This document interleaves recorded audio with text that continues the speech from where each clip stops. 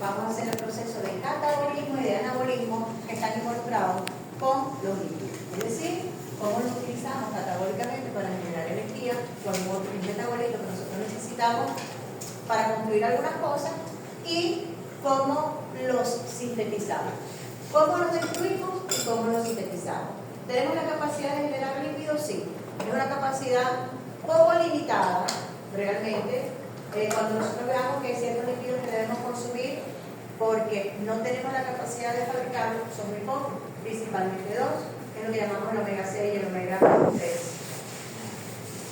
De resto, nosotros tenemos la capacidad, el organismo animal tiene la capacidad de sintetizar todos los lípidos que necesita. Ok, fíjense, nosotros tenemos aquí la palabra, la molécula, pero tenemos una cantidad de elementos en la naturaleza que tenemos disponibles para poder consumir como fuente de líquidos. Porque aunque ciertamente nosotros los podemos elaborar y los podemos sintetizar, a veces el organismo no se da abasto para ellos mismos sintetizarlos todos, sino que además necesita una fuente externa de líquidos para poder tener lo que realmente necesita. Porque cuando nosotros vimos nuestra primera unidad de bioquímica, introducción a la bioquímica, vimos que los lípidos eran sumamente importantes para una estructura que constituye a los seres vivos. ¿Cuál era esa estructura? La membrana celular. Todos nuestros tejidos están constituidos por células. Y la membrana celular está formada por lípidos. Casi totalmente. Tiene unas proteínas anexas, tiene unos azúcares anexos que tienen unas funciones ahí determinadas, pero la estructura base de la membrana celular está formada por lípidos. Entonces, esa cantidad de lípidos que nosotros necesitamos para poder mantener nuestros tejidos, obviamente que el cuerpo no se va a dar abasto para sintetizarlos todos ellos. Necesita fuentes de lípidos, que simplemente modifique un poquito y pueda entonces anexarlo a toda su estructura celular. Además de ser componentes de la estructura celular, digo que todo el mundo, el celular ha dado una gran ventaja, que todos tenemos acceso a cualquier tipo de información. Y eso ha facilitado que todo el mundo maneje información. Lo que pasa es que nosotros somos selectivos en el tipo de información que recibimos. Las dietas ahorita, eso es algo que todo el mundo maneja, todo el mundo es especialista en dieta. Todo el mundo te quiere dar una recomendación de consumir, no estás comiendo eso, no, muchachos, eso no es bueno. Entonces se maneja mucho lo que es el término de proteínas, de azúcares y de lípidos.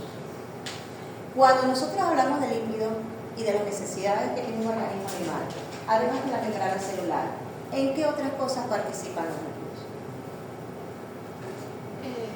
Para la energía, nos almacenamos energía también en lípidos. Muy bien, es una muy buena fuente de energía, eso es correcto. ¿Qué más? Aislamiento térmico, ¿no? Aislamiento térmico es sumamente importante, no solamente como aislamiento térmico, porque las capas de grasa tienen la capacidad de reducir. Ellas no son muy favorables desde el punto de vista de la transmisión de calor, entonces aíslan con mucha facilidad. Muy bien, pero además esa grasita que tenemos nosotros almacenada al momento de metabolizarla genera mucho calor. Hay un proceso que llamamos nosotros que se llama termogénesis, que nos permite a nosotros el proceso de termorregulación. Pero no, por ejemplo, que yo estoy en un aire acondicionado de 25 grados, tengo frío y voy a empezar a hacer termogénesis. No es tan sencillo. Es bajo condiciones más prolongadas de muy bajas temperaturas, 5 o 10 grados centígrados, que se activa el proceso de termogénesis. En los mamíferos es muy frecuente un proceso que se da con alta frecuencia en las crías, porque las crías utilizan mucho a las grasas, no solamente como fuente de energía, sino también para mantenerse calientitas, sumamente importante. Y obviamente en los animales que están sometidos a muy baja temperatura, los que viven en zonas como la Antártida, como el Polo Norte, y también las vivernas, los que viven de zonas templadas hacia arriba, hacia los polos, aunque no estén en la Antártida, estén propiamente en el Polo Norte, en el Ártico, si están cercanos, entonces son animales que además de tener una buena capa de grasa que los va a aislar térmicamente, tienen una grasa que van a utilizar para generar calor, para generar bioquímicamente calor. Eso es lo que llamamos nosotros termogénesis. Vamos a explicar un poquito, pero muy por encima, cuando nos referimos nosotros al proceso de termogénesis. Muy bien. Como aislante térmico, como fuente de energía y como una importante fuente estructural de nuestra membrana celular. ¿Qué más? Como mensajeros hormonales. La mayoría de nuestras hormonas, las hormonas sexuales, son derivadas, por favor, aquí, con la medida que abajo o a la de la.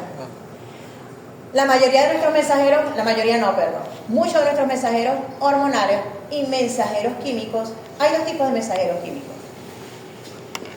Hay mensajeros químicos que se mueven por fuera de las células y van a ser importantes transmisores de información.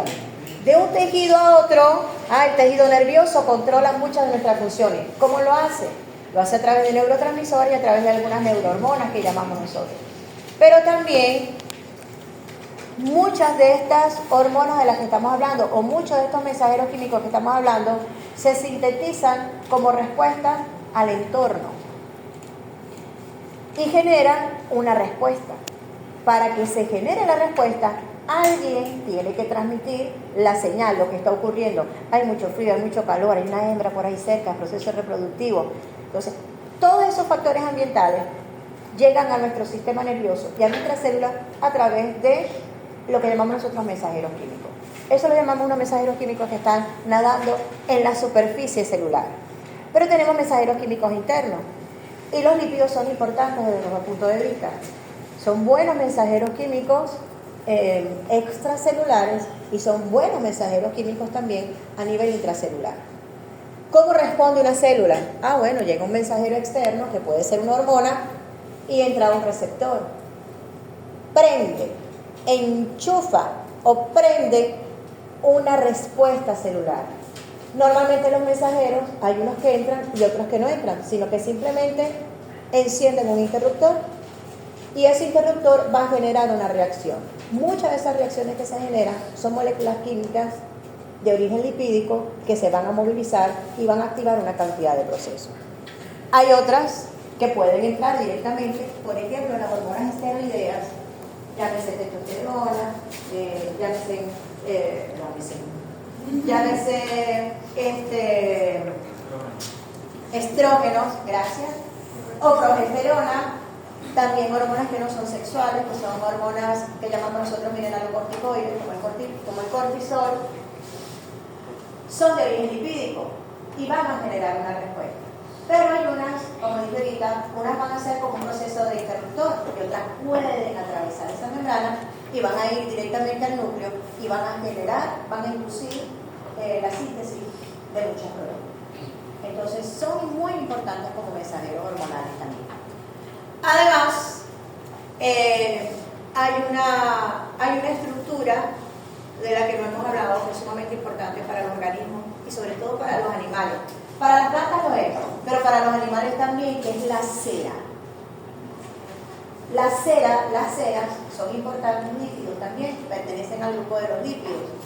¿Y por qué son importantes? Porque ellas son esa capita que tenemos nosotros externamente en los animales que tienen pelito. Esa cera es sumamente importante porque les evita perder agua y también hidratarse. Es un aislante para el agua.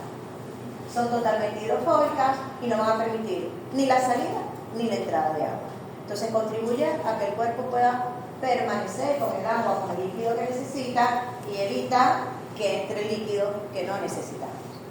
¿Por qué digo que es importante para los animales? Porque, por ejemplo, el recubrimiento en las plumitas evita que se deshidrate el organismo, pero también que se hunda en el agua. ¿Por qué a los gatos no les gusta mucho el agua? Porque el gato no tiene tanta cera en el pelo. Entonces, cuando tiene contacto con el agua, el pelo se hidrata y le causa mucho peso y el gato se puede ahogar. El perro no. El perro tiene muy buen recubrimiento de cera y él se puede meter en el agua y su pelo no se va a hidratar con facilidad. Tiene que permanecer mucho tiempo en el agua para que entonces empiece a hidratarse el pelo, gana peso y el perrito se puede hundir. Pero sin embargo tiene esa facilidad sobre el gato. El gato es hidrofóbico. No. simplemente tiene una vamos a decir, una carencia estructural que pone en riesgo su vida si permanece mucho tiempo en el agua. ¿Hoy se puede ver? Ok, entonces fíjense, ¿cuáles son las funciones? Las hemos mencionado todas, muchas de ustedes habían preparado.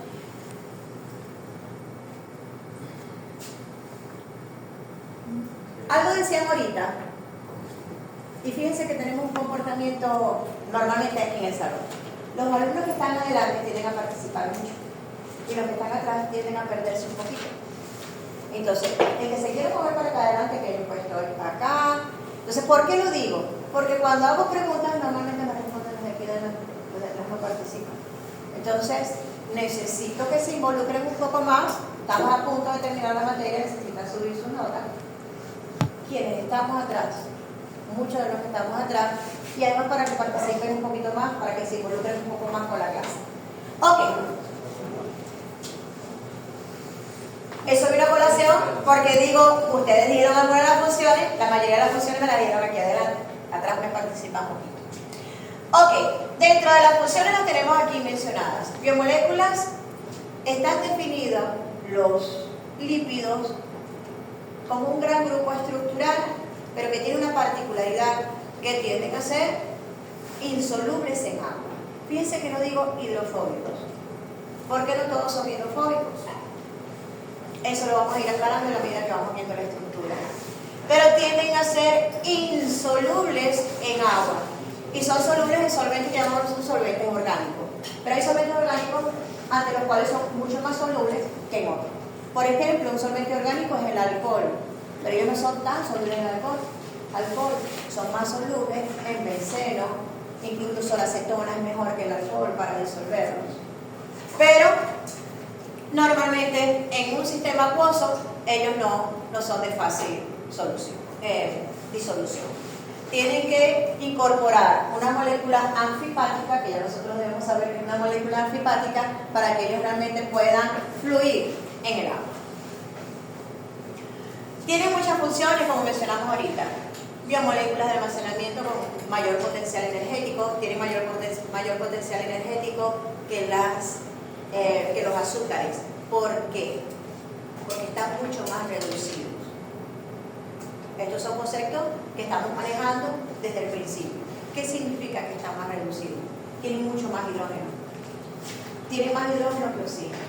Cuando nosotros veíamos los carbohidratos, por ejemplo, y veíamos incluso las proteínas, teníamos muchas moléculas de oxígeno por ahí atravesadas. Aquí no, aquí vamos a tener, son muchas moléculas de hidrógeno que están allí, muchos átomos de hidrógeno, que van a estar allí y que le van a dar ese potencial energético tan elevado que tienen los lípidos. Como función estructural, nada más y nada menos que forma parte de la membrana celular. De todos los seres vivos, desde que hablamos de una bacteria en adelante. Incluso si hablamos de los virus, también tiene funciones allí. Pero no vamos a meternos con los virus porque todavía están en ese límite de lo vivo y lo no vivo. Cubierta estructural impermeable, como dijimos ahorita, las ceras son importantes aislantes para el agua. Es difícilmente penetrable y también es un aislante térmico, como dijimos ahorita. Tiene función como mensajeros químicos, hormonales, inmunológicos y en la termogénesis. Con factores enzimáticos como la vitamina D, la E y la K. Son importantes no solamente como cofactores enzimáticos, sino como antioxidantes. La vitamina E es sumamente importante para evitar el daño de la membrana celular. La membrana celular constantemente es atacada por radicales libres. La vitamina E es uno de los elementos que neutraliza a estos radicales libres. Entonces es un importante protector de membrana celular. Pigmentos fotosensibles están constituidos por lípidos. Cuando nosotros hablamos de pigmentos fotosensibles, hablamos de pigmentos fotosensibles tanto a nivel de organismos vegetales, como los carotenoides, como también a nivel de la retina de nosotros. Nosotros tenemos en la retina células que son fotosensibles. Parte de estos pigmentos que están recibiendo la luz y que van a generar una reacción ante la luz lo tenemos en la retina. También son carotenoides. La siguiente, por favor. ¿Cómo los clasificamos? Hay dos clasificaciones. Cuando ustedes ven los libros de química, hay unos que tienen una clasificación que es funcional con referente a que si son realmente tienen función estructural o tienen una función desde el punto de vista energético y son de los lípidos que almacenamos para producción de energía. Pero cuando nosotros vamos a pasearnos un poquito por allí, pero cuando nosotros vamos a ver la segunda clasificación, que es más según su estructura química, que nos metemos por los que son saponificables y los que no son saponificables, vamos a ver que también están representados estos que están aquí. Simplemente contemplan los mismos lípidos, solo que agrupados de forma distinta. Dentro de los lípidos que tenemos nosotros como almacenamiento, tenemos principalmente a los ácidos grasos que nosotros los almacenamos en forma de triglicéridos. Siempre he dicho, cada vez que yo diga nosotros, yo no me estoy refiriendo solamente al organismo humano. Nosotros somos primates. ¿Ok? Pertenecemos a nuestro mundo animal. Y estos ácidos grasos los vamos a almacenar en forma de acilglicerol. ¿Qué es un acilglicerol? Simplemente, o acilglicéridos, es una molécula de glicerol, que es un alcohol chiquitico, pero que en sus 3 carbonos tiene la capacidad de reaccionar con ácidos grasos. Y esos ácidos grasos se unen a este glicerol, y entonces me va a formar, como tiene 3 carbonos, en cada uno de sus carbonos va a formar los triglicéridos. Cuando digo yo que es un acilglicerol, desde que yo incorporo, como tiene un grupo acilo, a los ácidos grasos los llamamos grupos acilos. Y en lo que nosotros incluimos un ácido graso, a cualquier molécula decimos que esa molécula la tenemos acilada. Entonces, acilglicerol es un glicerol que por lo menos tiene un ácido graso. ¿Ok?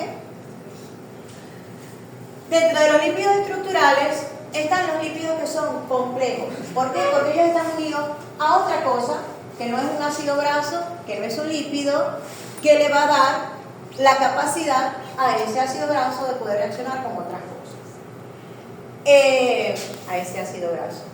Entonces nosotros vamos a tener algunos ácidos grasos que no están unidos estrictamente solo al glicerol o solo a un alcohol, sino que pueden estar unidos a otras moléculas, como a grupos fosfatos, a carbohidratos, y es lo que llamamos nosotros lípidos complejos. ¿Ok? Ellos son sumamente importantes en la formación de membrana. No se ve muy claramente aquí, déjenme ver si puedo ajustar, porque ajusté anteriormente, pero no da más. Es la imagen, porque No, yo estoy viendo desde el teléfono y está si tú la amplías, ¿no? Como de estos lípidos, estos fosfolípidos, tenemos esfingolípidos, esfingomielina, que forman parte importante de la membrana celular y son los que le van a dar muchas propiedades a la membrana celular. La esfingomielina es sumamente importante porque es un aislante térmico, un aislante eléctrico que tiene una función muy importante en las neuronas.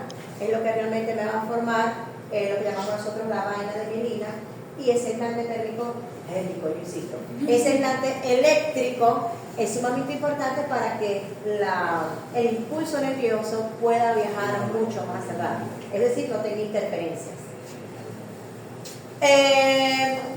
Tenemos esfingolípidos y esteroles o esteroides. Esteroles. Los esteroles son moléculas que vienen de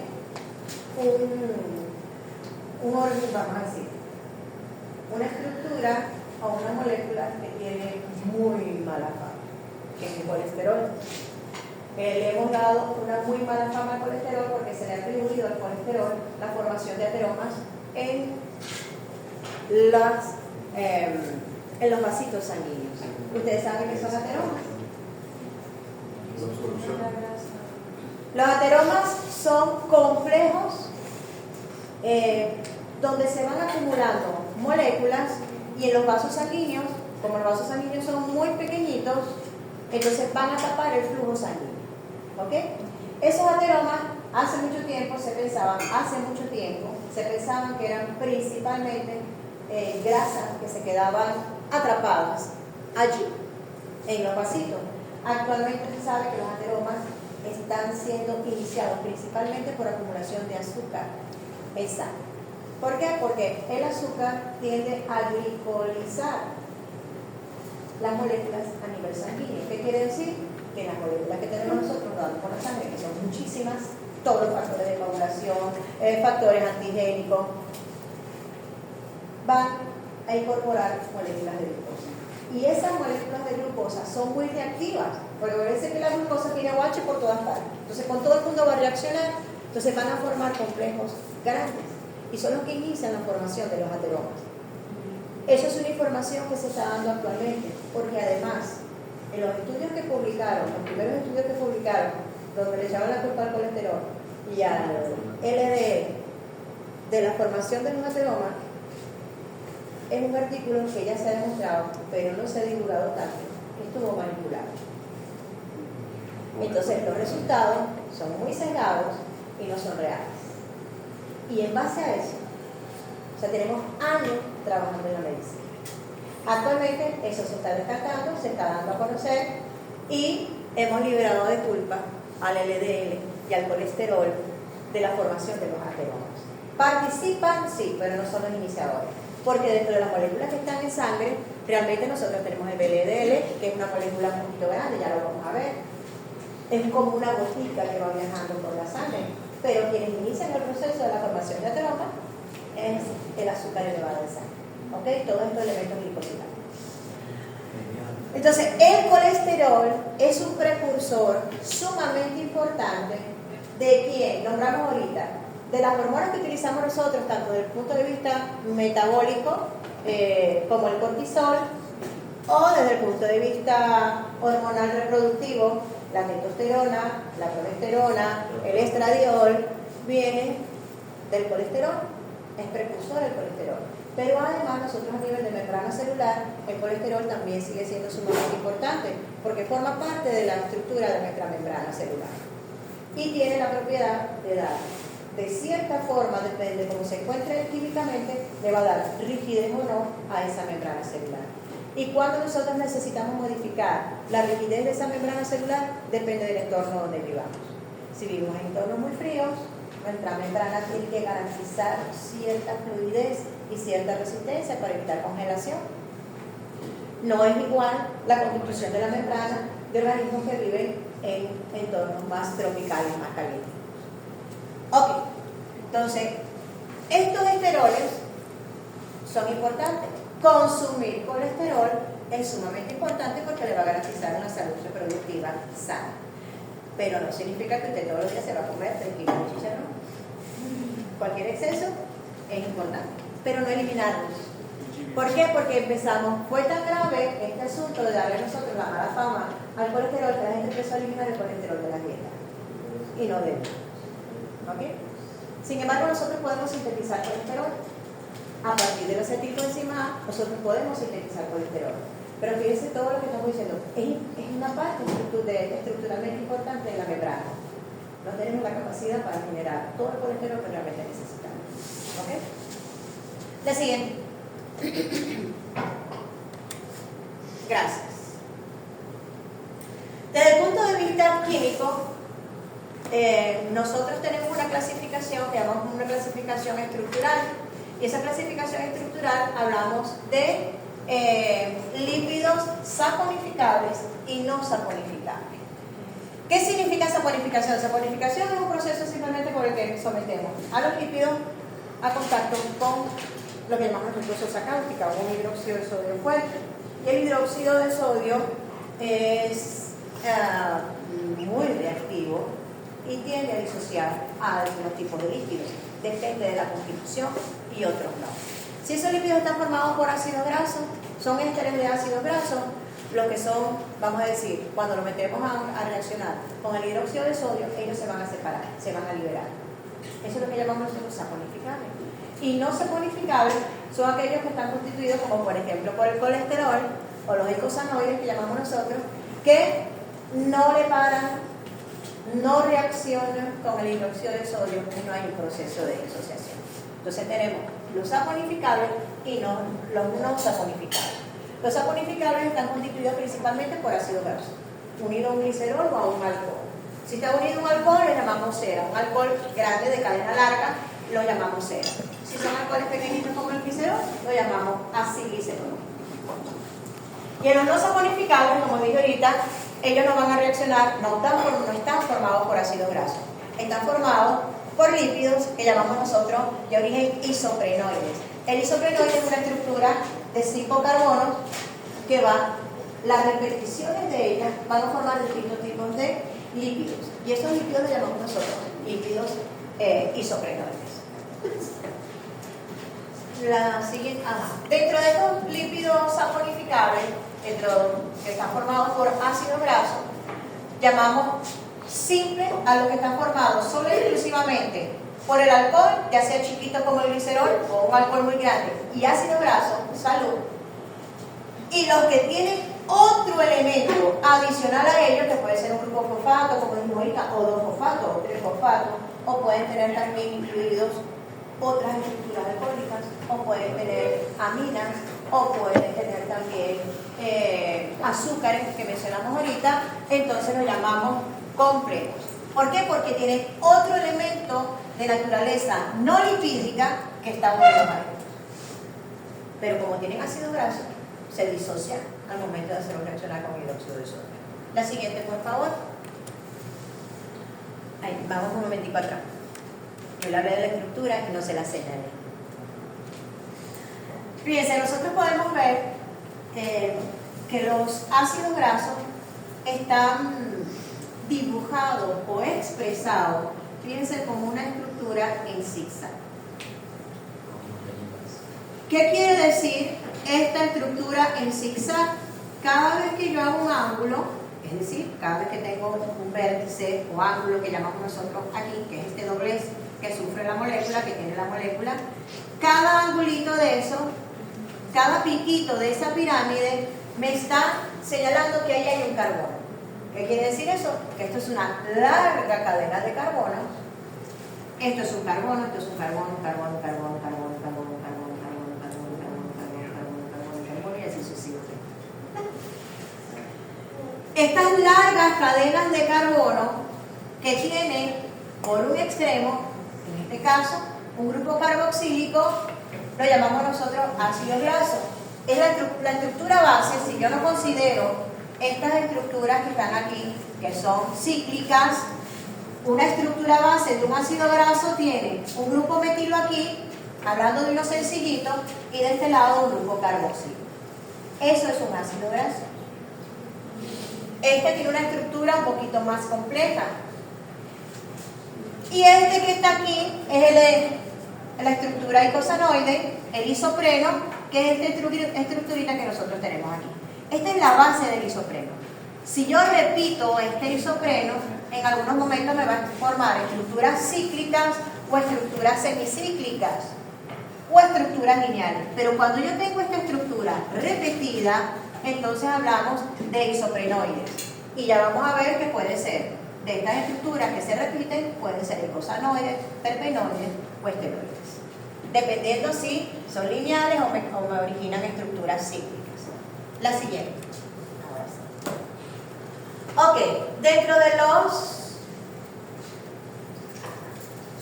Está cortada la imagen, pero no importa, se ve el adiposito ahí.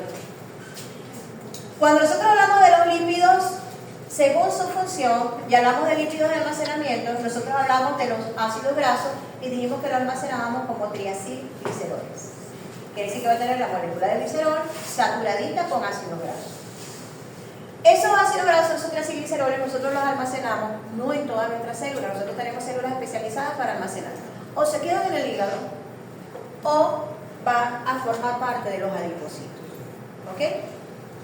Estos adipocitos, nosotros tenemos dos tipos de adipocitos. Le llamamos el adipocito blanco, que me puede generar un adipocito beige, de eso vamos a hablar.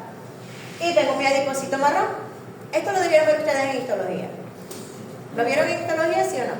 Machucado. Ok. Dígalo en inglés, ya no. Bueno, deberían de verlo. Luis, Los adipocitos, ¿por qué son importantes? Porque es la reserva energética que nosotros vamos a tener. No solamente energética, sino que también si tenemos alguna deficiencia, vamos a sacar de allí para poder nosotros cubrir los ácidos grasos que necesitamos en nuestro organismo. Y tenemos los adipocitos que llamamos adipocitos marrón. ¿Por qué este es marrón y por qué es blanco? ¿Y por qué lo llamamos así? Y físicamente se ven así. La grasa, lo que pasa es que la grasa que llamamos nosotros el adipocito blanco realmente se ve amarilla. Se ve muy fea, por cierto. Dentro de los tejidos que uno conoce se ve muy feo. Y el adipocito marrón se ve físicamente marrón. Si usted ve un grumos, hay un tejido y puede diferenciar fácilmente la grasa blanca de la grasa marrón. ¿Cuál es la diferencia entre ellos? La forma y el color. ¿Por qué este adipocito se ve blanco y por qué este adipocito se ve rojo? Por las vesículas de grasa, o sea, en el marrón hay muchas chiquitas, parece, y en la blanca es una grande. Ok, hay dos cosas, ciertamente es así. La forma de almacenar la grasa o los triacilgliceroles, en el caso del adipocito blanco, ella va generando una gota grande. Y todos los ácidos grasos que voy generando se van incorporando a esa gota. Esa gota por fuera tiene unas proteínas que la mantienen estable, que es la perilipina, que hace que no se estén perdiendo constantemente. Forma una sola gota grande. Pero además, en el caso del adipocito marrón, que la acumula en forma de goticas muy pequeñas, es para poderlas utilizar ahí mismo, adentro. ¿Y por qué lo vemos marrón? Porque yo puedo decir, bueno, si tiene muchas goticas blancas, también lo voy a ver blanco. Pero lo veo marrón porque tiene muchísimas mitocondrias. Y las mitocondrias siempre las dibujamos de rojo. ¿Por qué? Porque la mitocondria, como nosotros vimos en nuestro complejo 3 y 4, vamos a tener citocromo. El citocromo tiene grupo hemo, que es de hierro en base a hierro. Y el hierro, cuando recibe luz, lo refleja rojo. Entonces, por eso, como tiene muchas mitocondrias, lo vemos oscurito.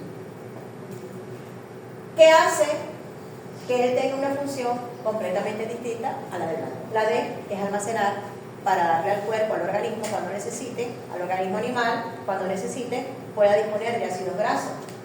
Y en este caso, necesita metabolizarlo aquí adentro para generar energía en forma de calor. Entonces, ¿quiénes hacen la termogénesis de la que habíamos hablado? Las mitocondrias. ¿Cómo la hacen? Por el mecanismo que nosotros conocemos, que se llama cadena transportadora de electrones. Estos ácidos grasos, cuando se descomponen, cuando se oxidan, generan mucho NADH, muchísimo NADH. Ese NADH se va a ir a la cadena transportadora de electrones y me va a generar un gradiente de protones. Por ese gradiente de protones hay una proteína, que es la termogenina, que está bloqueando prácticamente a la TPasa. Entonces la TPasa no va a poder utilizar esos protones. Y esta misma termogenina va a hacer que esos protones se devuelvan. Y esa energía que se genera con el movimiento de los protones a través de la membrana interna me genera mucho calor. Y eso es lo que llamamos nosotros la termogénesis. Eso debían haberlo visto. Ajá, la siguiente. Ay, no, ya. Que me iba a... No punta el pan. Por eso tengo yo dos tipos de adipocitos. ¿Qué es lo que ocurre? En algunos casos, como les dije, normalmente cuando estamos nosotros en proceso de crianza, la cría, que tiene distintos nombres, de los animales, tiene muchos adipocitos marrones. En la medida que vamos creciendo, que se va desarrollando el organismo, va perdiendo adipocitos marrones. Le quedan pero pocos, a menos que esté en situación de frío intenso. Va a permanecer con sus adipocitos marrones. Entonces, ¿qué ocurre con los que no viven constantemente en frío interno y no tienen un buen tejido de adipocitos marrones? Que los adipocitos blancos, en algún momento determinado, por condiciones metabólicas, mucho frío o muchísimo ejercicio, en lo que voy a generar yo necesito que se degrade mucho ácido graso. Entonces este se convierte en un adipocito que llamamos nosotros beige. Tiene la capacidad de generar un poquito más de mitocondria y poder entonces convertirse en lo que llamamos nosotros un adipocito beige, que no es ni marrón ni blanco. Pero eso es una transición que hace metabólica por exceso de frío o por ejercicio continuo. Dentro de los otros lípidos que nosotros dijimos que teníamos a nivel funcional, o vamos a decir en esa clasificación funcional, decíamos los de almacenamiento y los estructurales. Los estructurales son sumamente importantes. Todo lo que nosotros tenemos aquí son distintos tipos de líquidos que podemos tener nosotros en la membrana celular. Es importante que ustedes vean allí, pero no pedir que se aprendan todos los lípidos. Pero todo lo que nosotros tenemos como cuadritos amarillos son ácidos grasos, que van a estar acompañados de otros elementos, de otras moléculas, que pueden ser glucofosfato, pueden ser azúcares o moléculas mucho más grandes que son alcoholes modificados. Esos alcoholes modificados normalmente son modificados por procesos de aminación. Tienen grupos aminos y esos grupos aminos pues, le van a dar ciertas propiedades a estos pocos líquidos que vamos a tener nosotros a nivel membrana. El siguiente, por favor. Vamos con la estructura de lo que tiene un ácido graso normal. Un ácido graso es un ácido carboxílico. Cuando nosotros tenemos grupos funcionales allá en el primer, que hemos trabajado con cada grupo que nosotros hemos visto, es decir, los carbohidratos, las proteínas que están formadas por aminoácidos, hemos visto que cada una de esas estructuras químicas tiene un grupo funcional en particular. Cuando hablábamos de carbohidratos, cuando hablábamos de carbohidratos, ¿cuáles eran los grupos funcionales que teníamos principalmente que me iba a definir aquí un carbohidrato? ¿Qué grupos funcionales me iban a definir? No todos a la vez. Ya recuperativo mañana.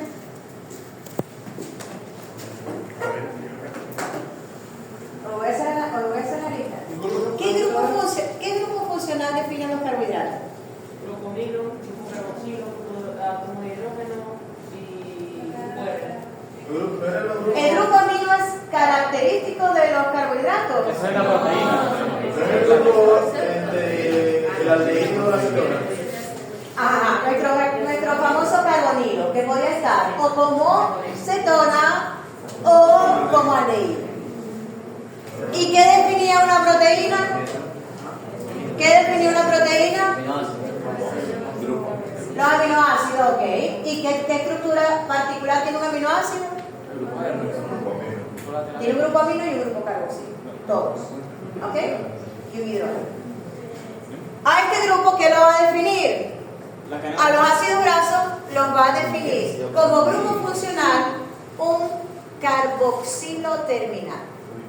Vamos a tener un carboxilo al final de la molécula. Normalmente lo ubicamos cuando en el momento que lo vamos a representar en un dibujo o gráficamente, siempre ubicamos el grupo carboxilo del lado derecho, ¿ok? Si lo miramos de frente. Y el resto es una larga cadena o una cadena de carbono y prácticamente hidrógeno. Puede tener oxígeno, pero normalmente tiene muy poco oxígeno. Principalmente tiene hidrógeno. Entonces va a ser una cadena muy hidrogenada que va a tener un grupo carboxilo al final. ¿Cómo la representamos? Como lo vimos ahorita. Cada carbono va a estar representado por una esquinita, por un vértice. Esa cadena puede estar totalmente entre carbono y carbono, tener solo y exclusivamente enlaces simples, o puede tener intercalados algunos dobles enlaces o triples enlaces. Normalmente son dobles enlaces que puede tener intercalados. Eso lo llamamos nosotros una insaturación. ¿Por qué lo llamamos insaturación?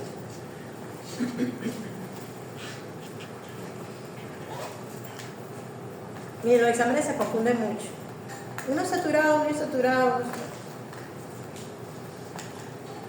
Y tiene su importancia, las insaturaciones tienen su importancia. Vamos a ver cuál escribe. Yo nunca me acuerdo cuál escribe y cuál no. No termino de... Porque como siempre lo estoy rellenando. Ok. Yo estoy diciendo que cada uno de los vértices es un carbono. Va a tener mi grupo carboxilo. Y yo tengo casi siempre de este lado, a menos que tengamos un ejemplo como el anterior, que tengamos un anillo aromático, yo tengo un grupo metilo aquí. ¿Qué significa metilo? Que yo, el resto de los enlaces que puede compartir el carbono, lo tengo hidrogenado. Y normalmente estas moléculas son altamente hidrogenadas. Quiere decir que lo que yo voy a tener al final es lo que llamamos un CH3, que es un metilo, y luego voy a tener CH2, CH2, este se está acabando, CH2, tenemos 1, 2, 1, 2, Todo está igual. Ok. ¿Qué quiere decir eso? Tengo mis carbonos saturados, eso se llama saturación.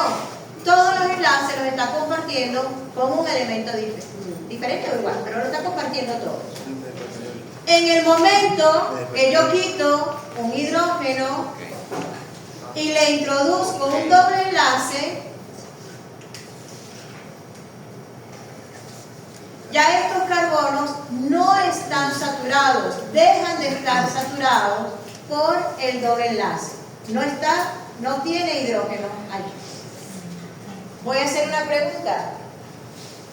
¿Quién tiene mayor cantidad de energía? ¿Este que está aquí o este que está aquí? ¿Quién puede ceder aquí más energía? ¿El que tiene el doble enlace o el que no lo tiene?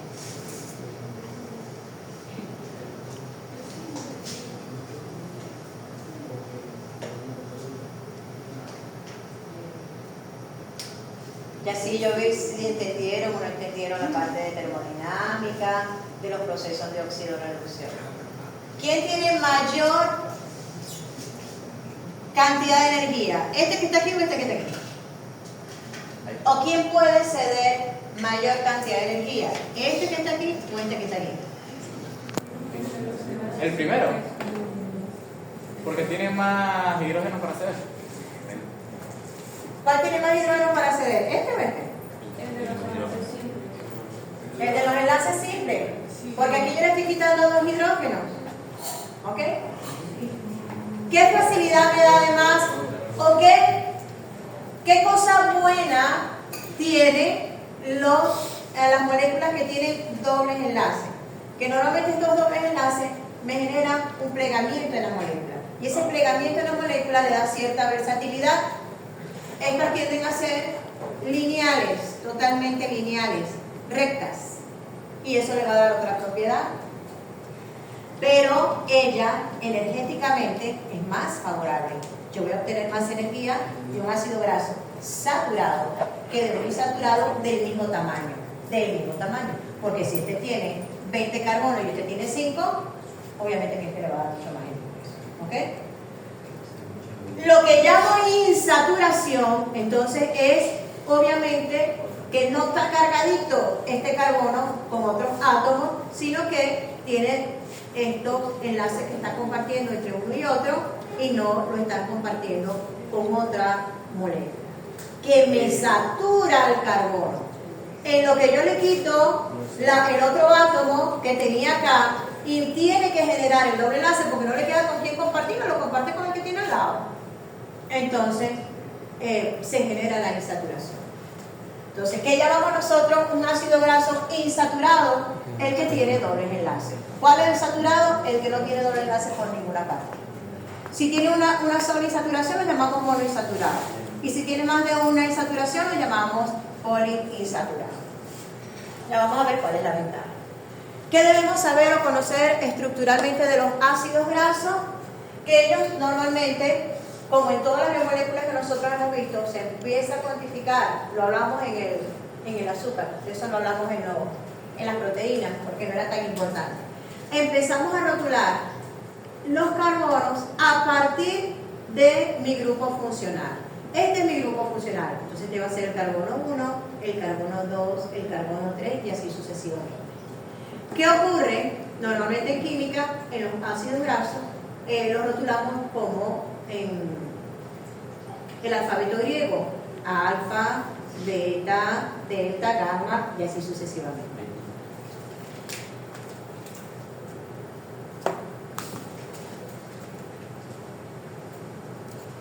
En la naturaleza, los ácidos grasos más frecuentes tienen entre 4 y 36 carbonos. Y si vamos a ser más estrictos, entre 12 y 20 carbonos es lo que conseguimos nosotros más frecuentemente como tamaño de los ácidos grasos. Y las insaturaciones Muchas de las insaturaciones están ubicadas en el carbono 12 y en el carbono 15, cuando hablamos de ácidos grasos un poquito grandes, y en el carbono 9. Normalmente comienzan en el carbono 9, en el 12 y en el 15, así sucesivamente. La mayoría de los enlaces dobles que se generan en la naturaleza son enlaces tipo trans. ¿Qué significa trans? Un enlace trans quiere decir que lo que yo tengo al ladito de los carbonos, y enlace cis, enlace trans. Si yo tengo un doble enlace, vamos a cambiarlo, ¿verdad?